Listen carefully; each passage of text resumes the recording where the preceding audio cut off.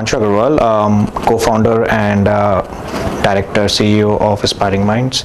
Aspiring Minds is a 4-year-old organization, started 2008, close to completing 5 years very soon.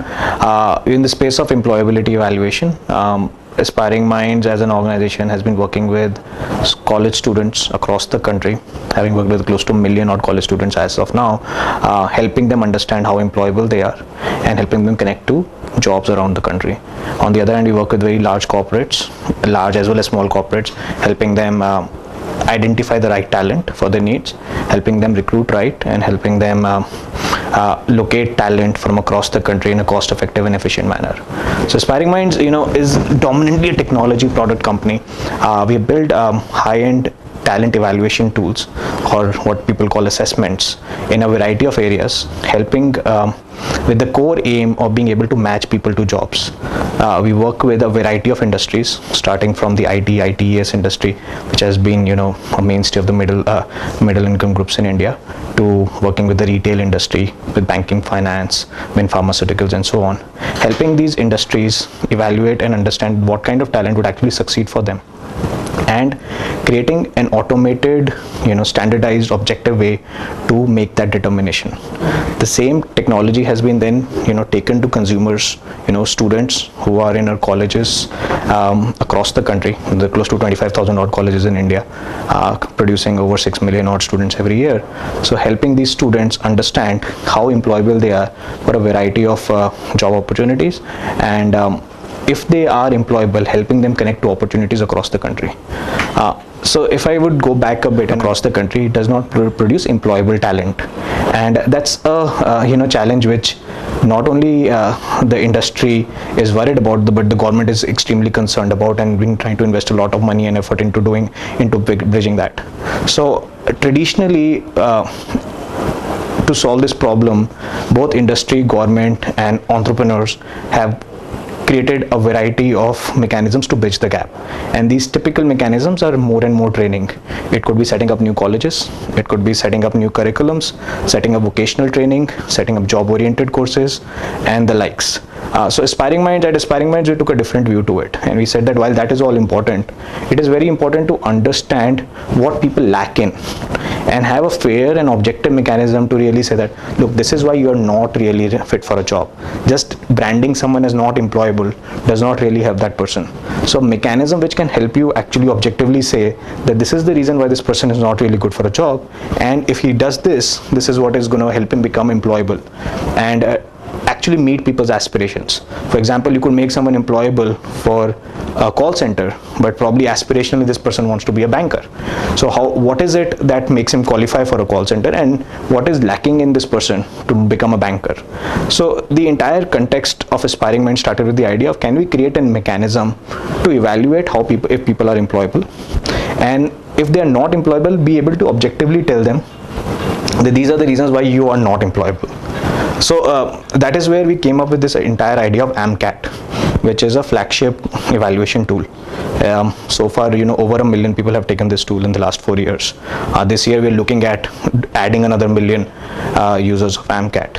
What the assessment basically does is, so it's like, a typical test. The only difference is it's a completely automated adaptive solution, which actually asks questions based on your previous answers, trying to understand what you're good at and what you're bad at. And this tool evaluates a variety of competencies: your language skills, your aptitude, your personality, your knowledge of particular subject areas, going into depths of spoken English, for example. And the idea, post the test, so it's a 3-hour automated computer-based test. Post the test, the candidate gets a detailed report about his or her strengths and weaknesses, how well he or she fits into particular job roles, what kind of industries would he most suit for, and so on. So this detailed report helps the person understand how employable he or she is, and look at either the right kind of jobs or the right kind of training to become more employable. So that is how AMCAT got set up, and today it is delivered in over 25 states in the country. Every month close to 30,000 odd students are currently taking the AMCAT. So today close to 150 corporations work with Aspiring Minds using the AMCAT, using it to evaluate talent and reaching talent across the country. These vary from top 6 of the 10 IT companies in the country use it. Top two BPOs in the country use it. Large banks, insurance companies, retail organizations are using AMCAT to evaluate talent and reach out talent across the country. Close to 150 organizations today which use the AMCAT to evaluate talent, put together offering close to 50,000 jobs every year. So the basic idea was that AMCAT today acts as a way to bridge between what the industry needs and making an objective way to tell our student community, this is what the industry needs, this is what you need to get better at, and creating a bridge for the students to migrate into the mainstream industry once they think they are employable and qualified to do that. We measure opportunity based on the impact we can create. So to give you an idea, close to 6 million students pass out from colleges across the country. So that is and that is the set of people who every year come out and look for jobs. So that is the opportunity size if I look at the consumer side.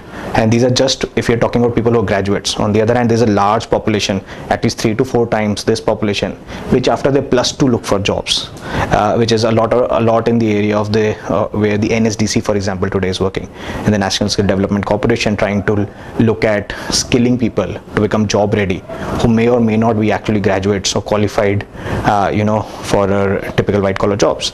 So the opportunity on that size is, as Aspiring Minds, our aim is to touch these, first aim is to touch these 6 million people and help them, give them the feedback which they require.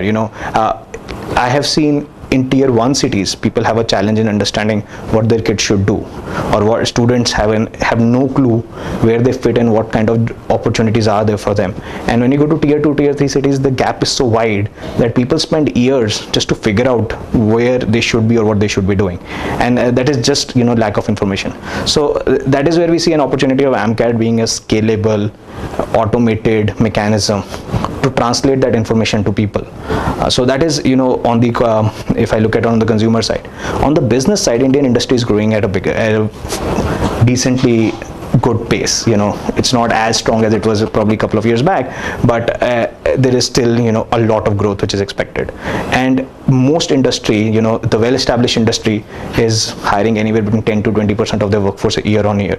On the other hand, the new greenfield industries like retail, pharma, which is getting into tier 5, tier 6, tier 7 towns, are hiring at much higher pace.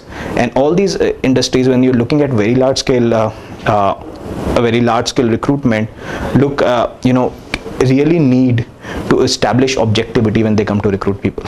And that is where Aspiring Minds plays a great role. Aspiring Minds, the last 4 years have been very exciting. Pretty much doubled year on year, and we continue to look to double in pretty much all parameters as we've been doing. So in the coming years, Aspiring Minds basically has a 3-axis strategy of what we want to do and how we want to grow. So one is to reach out to more and more roles and industries. So if I look at my journey, we started with the IT industry, and that was where we only played, and today we've entered 2 more sectors, and in the next couple of years we look at pretty much being available in every sector. So on the B2B side, on the business side, we are establishing AMCAT and its suite of products for a variety of industry. On the consumer side, we started with engineers, and that has been a mainstay. And more recently, we've started graduating into degree colleges, people who've done the BComs, BScs, BAs, and so on. Very soon, we are looking at, diploma engineers, ITI students, 10+2. So we are looking at taking this opportunity more to the bottom of the pyramid for students of all kinds of calibers. And lastly, and which we think is the core, the backbone of Aspiring Minds, it's technology. So we have always been a front runner in assessment technology. We pretty much compete with anyone in the world when it comes to the kind of assessment technology we've developed and deployed. We continue to innovate in that. We are looking at more phenomenally better ways to evaluate talent. Very recently, we launched a spoken English evaluation, which could automatically evaluate how good you speak English. There's similarly, we've launched a tool which can automatically evaluate how good you can program. You can actually write a program, and so something which has become very useful for the IT industry, the IT product industry. So our capability to innovate into technology and bringing out more and more valuable products in the assessment space is the third area where we are looking at continuing to invest and grow in.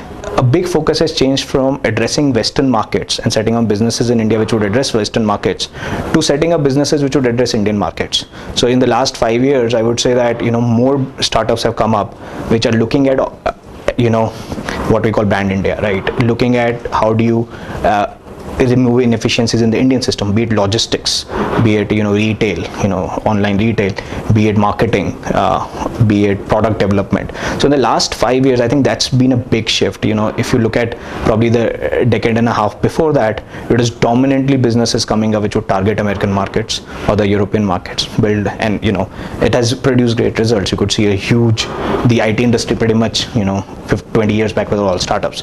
So today I think that's been a very big shift as I see it on entrepreneurship. Brand India, if I look at Aspiring Minds and if I look at how we've been seeing it, which is typically inside, I think what I see is a lot of ambitious young minds, a lot of people, a lot of aspirations.